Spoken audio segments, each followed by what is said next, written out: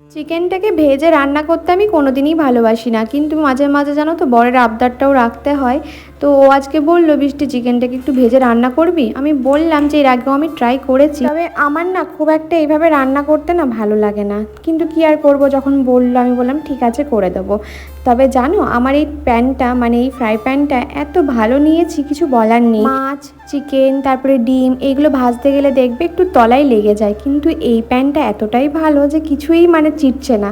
কি সুন্দর দেখো, ইজিলি ভাজা যাচ্ছে। তো এখানে দেখো প্রথমে আমি নুন হলুদ মাখিয়ে চিকেনটাকে ভালো করে ভেজে নিলাম, তারপরে আলুটাও ভেজে নিয়েছি। এরপরে ভাজা তেলটার উপরে পেঁয়াজ দিয়েছি, তারপরে একটু নুন দিয়ে পেঁয়াজটাকে একদম লাল লাল করে ভেজে নিয়েছি। এই কষা মাংসটা খেতে তো ভালোই লাগে, কিন্তু না ভেজে করলে বেশি টেস্টি লাগে আমার মনে হয়।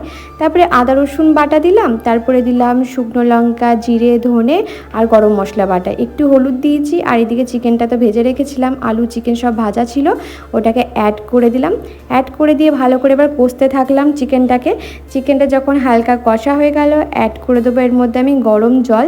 আচ্ছা, এই সব কিছু প্রোডাক্টের লিঙ্ক কিন্তু তোমরা আমার ভিডিও স্ক্রিনের উপর পেয়ে যাবে, একটু দেখে চেক করে নিতে পারো। তো এইভাবে বানিয়েছিলাম আজকে চিকেনটা, খেতে মোটামুটি হয়েছিল, একটু ঝাল ঝালও হয়েছিল।